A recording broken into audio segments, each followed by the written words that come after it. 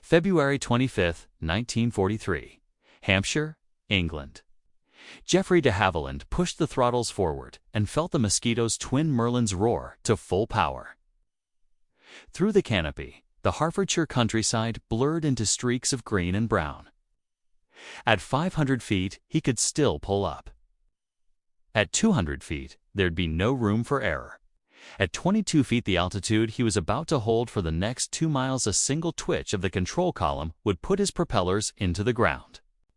Before we dive deeper into this extraordinary moment in aviation history, if you're enjoying this story of courage and innovation, hit that like button and subscribe to the channel. And drop a comment below telling us where you're watching from. We love hearing from our community around the world.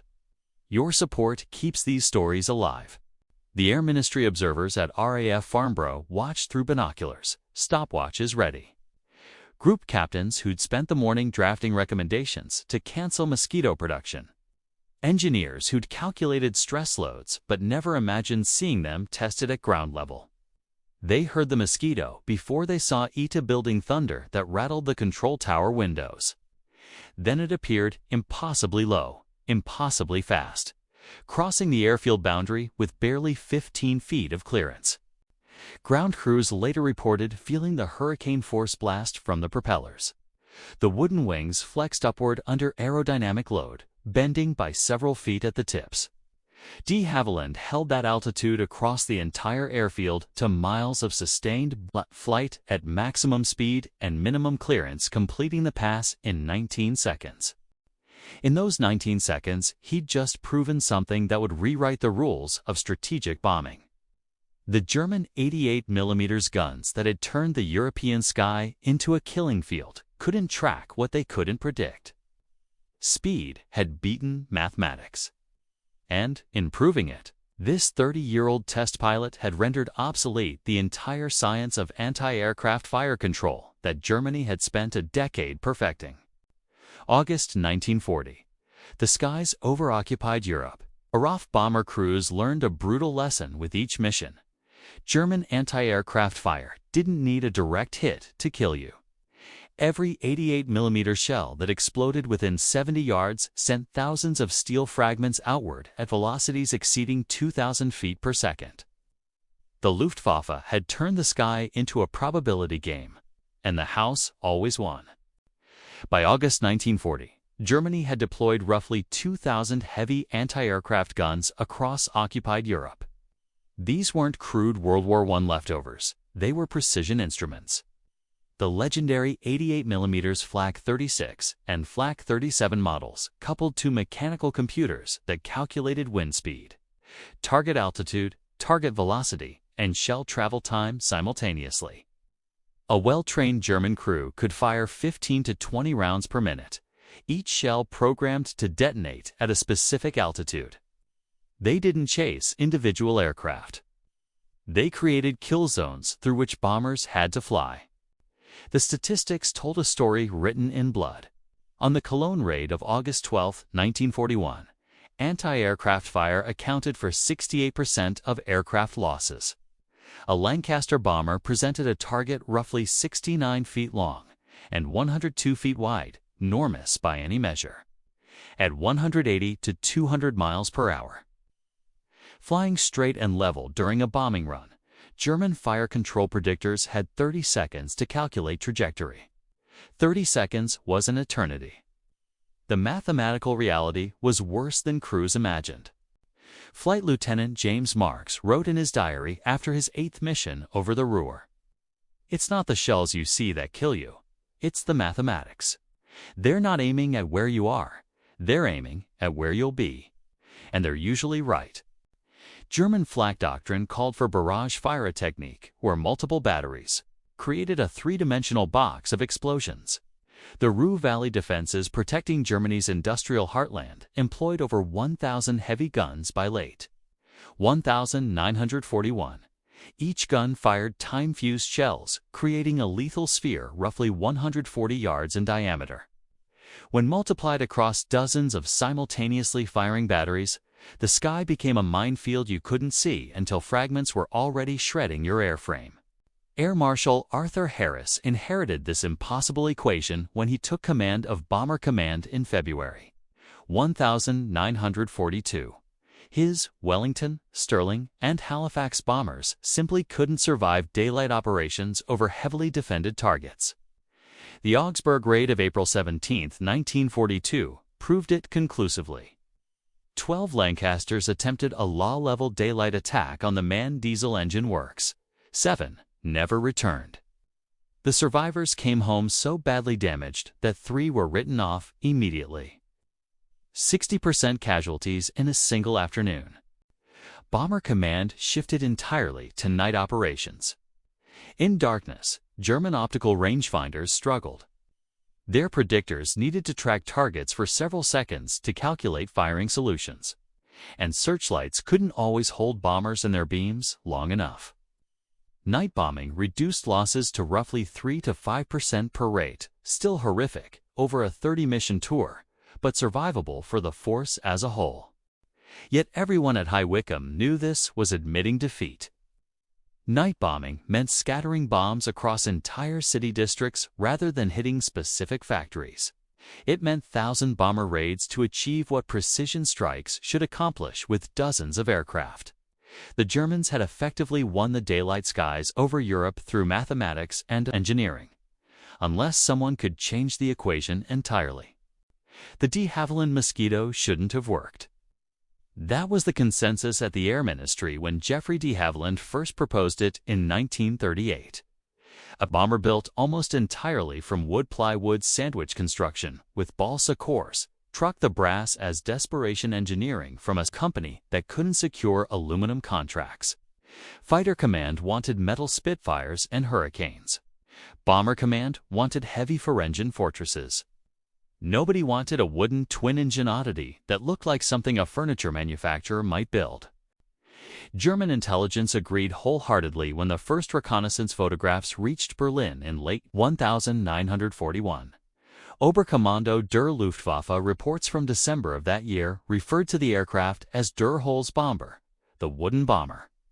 Some analysts called it Der Möbelbomber, the furniture bomber. The tone wasn't just dismissive. It was contemptuous. Germany possessed the finest aircraft industry in Europe, producing all-metal fighters and bombers from Messerschmitt, Focke-Wulf, and Junkers.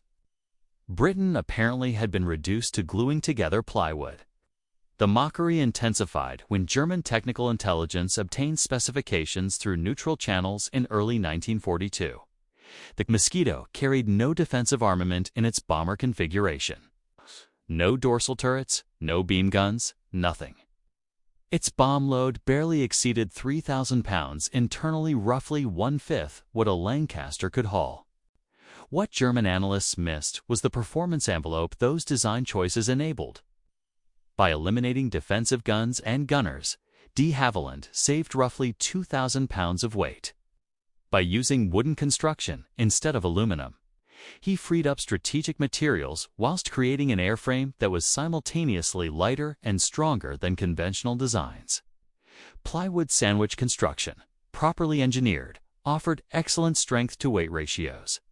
Cannon shells that would tear catastrophic holes in metal bombers often punched clean through Mosquito fuselages without detonating.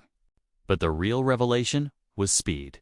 The prototype W4050 reached 380 miles per hour during trials in February 1941, faster than most fighters then in service.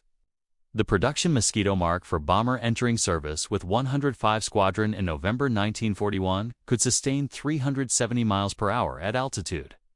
That made it faster than the Bf-109F, faster than the FW-190A in service at the time, and catastrophically faster than any German prediction suggested a wooden bomber could achieve. German fighter pilots who first encountered Mosquitoes over the Channel in early 1942 reported their disbelief. The twin-engine bomber they'd been told to intercept simply accelerated away. Messerschmitt 109s diving from altitude with built-up speed could barely close the distance. And the moment they pulled out of their dives, the Mosquito was gone. The Focke-Wulf 190, Germany's finest fighter, could match the Mosquito's straight-line speed, but couldn't catch one that had any warning and a few seconds head start. Luftwaffe intelligence revised their estimates 3 times between December 1941 and March 1942, each time increasing the Mosquito's performance figures, each time having those new estimates proven conservative. The furniture bomber was becoming Germany's worst nightmare in aircraft that could penetrate defended airspace precisely because it refused to fight. It simply went around and over and through defenses faster than anything could catch it. But speed alone wasn't enough. Someone needed to prove the Mosquito could exploit that speed at altitudes where German flak was deadliest. Someone needed to fly where no sane pilot would go. Geoffrey de Havilland Jr. wasn't just Britain's chief test pilot. He was the son of the man who'd staked his company's reputation on the wooden bomber. That made the brief he received in January 1943 both professional obligation and family legacy. Air Marshal Harris wanted proof that this elegant speedster could actually survive the missions he needed flown. Specifically, he wanted evidence that speed could defeat flak at the altitudes where flak killed most efficiently. The challenge was deceptively simple. Demonstrate that a Mosquito could penetrate defended airspace at extreme low level below 200 feet maximum speed, making accurate German fire control solutions mathematically impossible. Not theoretically impossible on paper. Actually, impossible. It's proven in front of witnesses who would report directly to Harris. The technical requirements bordered on suicidal. German 88mm flak guns could depress to engage targets at 500 feet, though their effectiveness decreased dramatically below that altitude. British intelligence estimated that below 200 feet, the time required for German optical rangefinders to acquire, track, and provide firing solutions exceeded the time a fast-moving aircraft remained within effective range.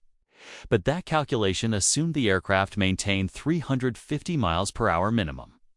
At 200 feet and 380 miles per hour, you covered 557 feet per second. Your reaction time to obstacles, wind gusts, or mechanical failures shrank to fractions of a second. The Mosquito's wooden wings flexed under load in ways metal wings didn't. Engineers had calculated safety margins. But those calculations assumed normal flight regimes, not sustained maximum speed flight at altitudes where a sneeze could. Put your propellers into the ground. De Havilland spent February preparing. He flew dozens of low-level passes over the Hertfordshire countryside, each one lower and faster than the last, learning exactly how the Mosquito behaved when the ground was close enough to see individual sheep. He studied German flak doctrine, reviewing intelligence reports on gun traverse, speeds, and fire control computer limitations. He calculated fuel consumption at maximum continuous power, bomb load effects on handling, and escape routes if anything went catastrophically wrong. By late February, he was ready to prove his father's vision or destroy it spectacularly. The morning of February 25, 1943, dawned cold and clear. Perfect conditions for ending a career or starting a revolution. Geoffrey climbed into Mosquito W4050 at Hatfield just after 8 o'clock, knowing that within 2 hours he'd either validate everything his father's company had built or provide Air Ministry skeptics with definitive proof that the wooden bomber was a liability. W4050 lifted off at 08 for 3 hours, climbing to 3,000 feet while de Havilland ran through systems checks. The aircraft carried simulated bomb load ballast position to replicate operational center of gravity with a full weapons bay. Both Merlin engines were running at standard military power settings. This wasn't a demonstration special. This was a frontline bomber. He began his run from 5 miles north, descending steadily, whilst pushing both throttles forward to maximum continuous power. Through 2,000 feet, airspeed climbing past 300 miles per hour. Through 1,000 feet at 340 miles per hour, the countryside blurring beneath the wings. At 500 feet, he leveled briefly, letting speed build to 370. Then pushed the nose down again in a shallow dive that brought him screaming toward Farnborough's northern boundary at 20 feet above the grass. The observers heard him first. The distinctive howl of twin Merlins at full power, building from a distant buzz to a thunderous roar. Then the Mosquito appeared impossibly low, impossibly fast, crossing the airfield boundary with perhaps 15 feet of clearance. The hurricane-force blast from two propellers, spinning at 3,000 revolutions per minute, rippled across the grass. De Havilland held that altitude across the entire airfield. 2 miles of sustained flight at maximum speed and minimum clearance. Observers with stopwatches clocked him at 19 seconds boundary to boundary precisely 379 miles per hour. He'd maintained 22 feet average altitude, never varying more than 5 feet up or down, despite flying through ground turbulence that would have made most pilots pull up to safer heights. The wooden wings flexed visibly under aerodynamic loads, bending upward by several feet at the tips, a sight that made several watching engineers physically wince. Then he was past, climbing away toward the south, banking gently to set up for a second demonstration pass. He made that pass at 0856 hours, 23 feet altitude, 382 miles per hour. Then a third at 0901, this time adding a climbing turn at the far end that pulled 4 Gs and demonstrated the airframe's structural margins under combat maneuvers. The watching group captains stopped taking notes. They simply stared. Because de Havilland had just proven something that rewrote bombing doctrine. A German 88mm crew tracking that Mosquito would have had roughly 4.7 seconds from first visual acquisition until the aircraft exited their effective range. Their fire control predictor needed 6 seconds minimum to calculate and execute a firing solution. The mathematics weren't close. They were impossible. Speed had beaten statistics. The German 88mm Flak 37 wasn't just a gun. It was the visible end of an entire fire control system that represented the pinnacle of 1940s mechanical computation. The Command-Adjured 40 predictor was an electromechanical computer weighing over 550 pounds that accepted inputs for target altitude, bearing, velocity, wind speed, and rate of climb or descent. It calculated lead angles and fuse settings, then transmitted those solutions to the gun via electrical servos. The process required sequential steps that consumed time. First, optical rangefinders had to acquire the target and hold lock for at least 2 seconds. Second, the predictor needed continuous tracking data, at least 3 seconds of observation to calculate velocity and direction accurately. Third, the computed firing solution had to be transmitted to the gun's servos, which physically traversed the barrel to the correct bearing and elevation. Another 1 to 2 seconds. Total time from initial acquisition to firing, 5 to 7 seconds for an experienced crew under optimal conditions. Average crews needed 8 to 10 seconds. A Mosquito at 20 feet altitude traveling 380 miles per hour gave them less than 5 seconds total exposure time before exiting the engagement zone. By the time German predictors calculated where to shoot, the Mosquito had already departed that piece of sky. The shell would detonate in empty air whilst the aircraft was already hundreds of yards away. Physics had beaten engineering.